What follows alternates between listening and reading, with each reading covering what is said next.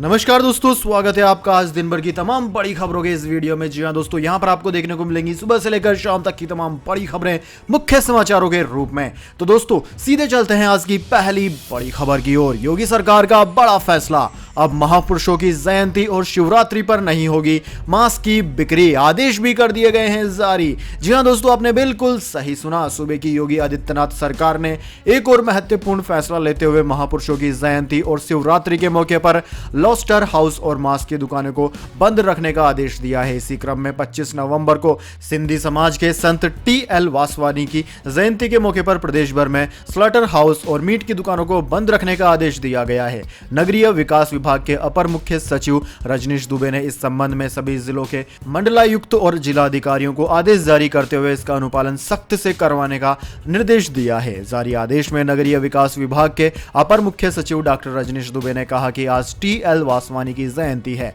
सभी नगरीय निकायों में स्थित बूचड़खानों के अलावा मीट की दुकानें बंद रखी जाएंगी। सभी अधिकारियों को आदेश का सख्ती से पालन करने के भी निर्देश दिए गए हैं। दोस्तों आपकी जानकारी के लिए बता दें, आदेश में कहा गया है कि महावीर जयंती, बुद्ध जयंती, गांधी जयंती, शिवरात्रि और साधु टी.एल. वासवानी की जयंती के मौके पर नगरीय निकायों में स्थित बूचड़खानों के अलावा मीट की दुकानें बंद रखी जाएंगी। इसके पीछे तर्क दिया गया है कि अहिंसा का संदेश देने वाले महापुरुषों और पर्वों के मद्देनजर इनकी जयंती को अहिंसा दिवस के रूप में मनाए जाने का निर्देश दिया गया है। इसके बाद दोस्तों अगली बड़ी खबर, नवजोत सिंह सिद्धू ने चन्नी के खिलाफ फिर खोला मोर्चा, बोले ड्रग्स पर रिपोर्ट जारी नहीं की तो भूख हड़ताल पर बैठूंगा।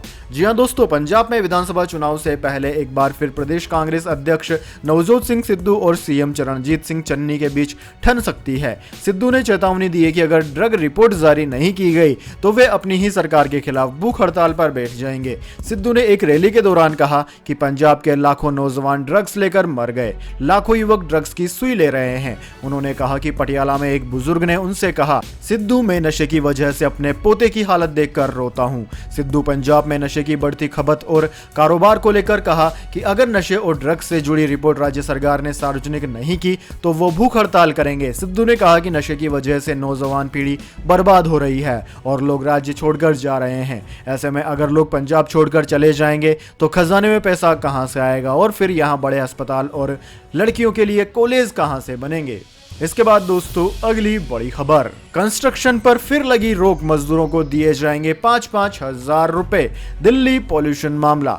जी हां दोस्तों, देश की राजधानी दिल्ली इस वक्त वायु प्रदूषण की जबरदस्त चपेट में है। इसको लेकर दिल्ली के पर्यावरण मंत्री गोपाल राय ने कहा कि पिछले 3-4 दिनों से प्रदूषण का स्तर कम हो रहा था, लेकिन आज फिर से प्रदूषण के स्तर में बढ़ोतरी दिख रही है। इसके मद्देनजर आज से कंस्ट्रक्शन का काम रोका जा रहा है, साथ ही मजदूरों को आर्थिक मदद दी जाएगी। इसके अलावा उन्होंने कहा कि सरकारी कर्मचारियों के लिए सरकारी कॉलोनियों से प्राइवेट बसें चलाई जाएंगी। पास के मेट्रो स्टेशन से शटल बस सर्विस शुरू होगी, जिससे लोग मेट्रो से आएं और आसानी से दफ्तर पहुंचे। उनकी कॉलोनियों से भी बस सेवा शुरू की जाएगी, जिससे लोग अपने निजी वाहन से ना आएं। वहीं दोस्तों आपकी जानकारी के लिए बता दें, दिल्ली सरकार ने हवा की गुणवत्ता में सुधार और श्रमिकों को होने वाली असुविधा को देखते हुए कंस्ट्रक्शन और विध्वंस गतिविधियों पर लगी रोक को सोमवार को हटा लिया था, लेकिन सुप्रीम कोर्ट ने राष्ट्रीय राजधानी दिल्ली और एनसीआर में वायु प्रदूषण को देखते हुए कंस्ट्रक्शन पर फिर से प्रतिबंध लगा दिया है। इस दौरान कोर्ट ने इलेक्ट्रिकल, कारपेंटरी, इंटीरियर वर्क और प्लम्बिंग कार्यों पर छूट दी है। वहीं कोर्ट के आदेश के बाद दिल्ली सरकार ने फिर से कंस्ट्रक्शन का काम रोक दिया है। इसके बाद दोस्तों जानते हैं अगली बड़ी खबर, कृषि कानून, शरद पवार का सरकार पर वार, कहा अगर चुनाव न होते तो नहीं वापस होते कृषि कानून। जी हां दोस्तों, प्रधानमंत्री नरेंद्र मोदी ने पिछले दिनों तीनों नए कृषि कानून वापस लेने का ऐलान किया। किसान इन तीनों कानूनों को वापस लेने के लिए पिछले 1 साल से अधिक समय से आंदोलन कर रहे हैं। हालांकि केंद्र सरकार के इन कृषि कानूनों की वापसी के फैसले को कुछ विपक्षी नेता चुनावी निर्णय बता रहे हैं। राष्ट्रवादी कांग्रेस पार्टी एनसीपी प्रमुख शरद पवार ने भी इन कृषि कानूनों को लेकर केंद्र की मोदी सरकार पर निशाना साधा है। महाराष्ट्र के संतारा में एनसीपी प्रमुख शरद पवार ने कहा कि अगर केंद्र सरकार सभी राज्यों को भरोसे में लेती और संसद में इन तीनों कृषि कानूनों पर चर्चा करती तो आज स्थिति कुछ अलग होती। अगर कोई भी आगामी चुनाव नहीं होते तो शायद सरकार की ओर से तीनों कानूनों की वापसी का फैसला नहीं लिया जाता। इसके बाद दोस्तों अगली बड़ी खबर, वोडाफोन आइडिया आज से हुआ महंगा। जी हाँ दोस्तों, मोबाइल फोन का इस्तेमाल करना आज से फिर महंगा हो गया है। एयरटेल के बाद वोडाफोन आइडिया ने भी सभी प्रीपेड प्लान्स में 25% तक इजाफा कर दिया है। दोस्तों, बढ़ा हुआ टैरिफ आज से लागू हो गया है। अब वोडाफोन आइडिया ग्राहकों को पहले से लगभग 25% ज्यादा पैसे खर्च करने होंगे। वोडाफोन आइडिया का बेसिक प्लान जो अभी तक 79 रुपए का था, अब बढ़कर 99 रुपए का हो गया है। टॉपअप पैक जो 48 रुपए के स्थान पर 58 रुपए का हो गया है। रोजाना 1.5 GB वाले डाटा पैक 249 रुपए का आता था, वह अब 299 रुपए का आ रहा है। इस प्लान की वैधता 28 दिन है। 1 GB वाला डेटा प्लान 269 रुपए का हो गया है, जो अब तक 219 रुपए का था।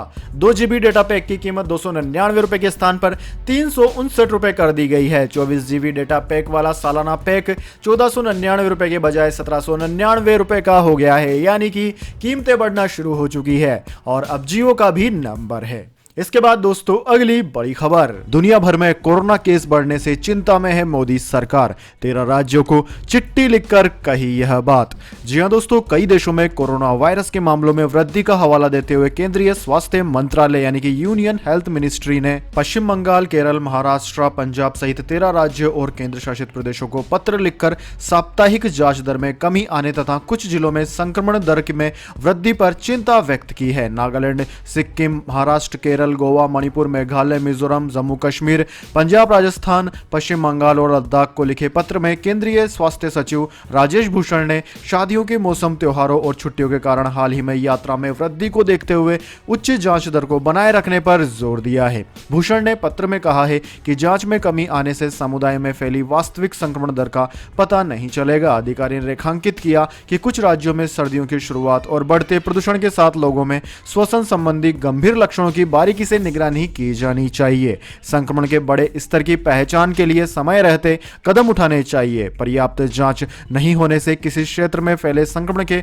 वास्तविक स्तर का पता करना मुश्किल है। यानी कि दोस्तों मामला साफ है, कोरोना के मामले लगातार बढ़ते जा रहे हैं पूरी दुनिया में भी और भारत में भी। इसलिए आप सब लोगों को अब फिर से सचेत हो जाने की जरूरत है।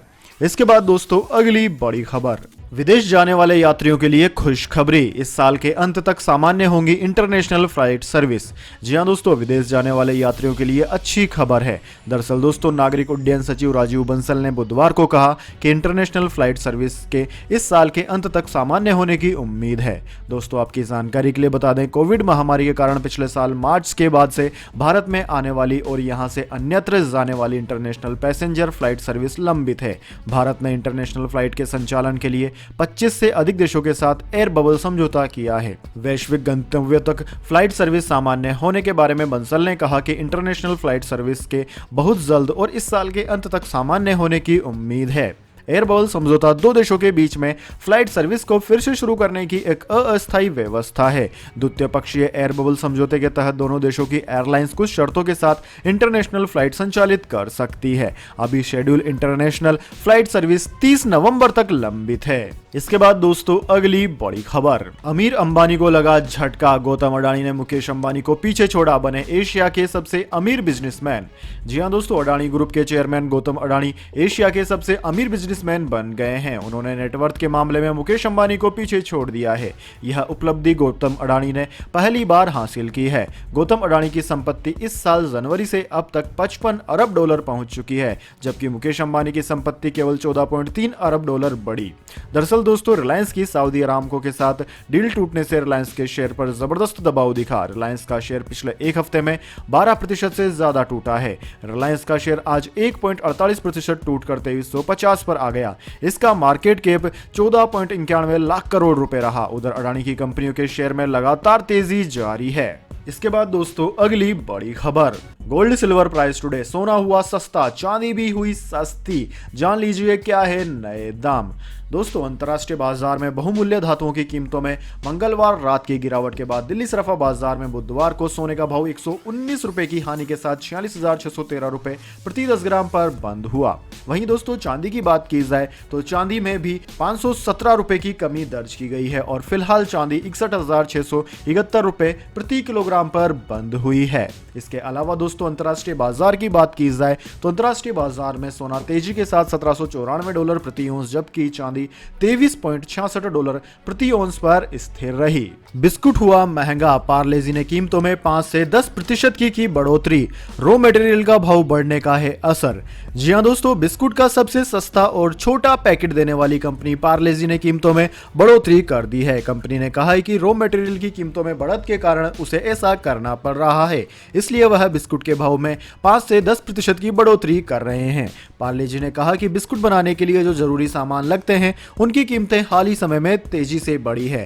कंपनी के senior catering head Mayank Shah ने बताया कि कीमतों को एक दायरे में रखने की कोशिश की जा रही थी, पर इसे बढ़ाने के सिवाय कोई और रास्ता नहीं था। बिस्कुट बनाने के लिए जिन सामानों की जरूरत होती है उसमें गेहूं, चीनी और खाने के तेल शामिल होते हैं। हाल ही के समय में खाने के तेल की कीमतें ₹200 प्रति क्विंटल के पार पहुंच गई। पिछले एक साल में इसकी कीमत 50% से ज्यादा बढ़ी है। चीनी की कीमतें ₹40 किलो है, जबकि गेहूं भी 40 से ₹45 किलो है। कंपनी ने कहा कि ग्लूकोज बिस्किट की कीमतों में 6 से 7% की बढ़ोतरी की गई है। इसके साथ ही रस्क और केक जैसे बिस्कुट की कीमतों में 5 से 10% की बढ़ोतरी की गई है।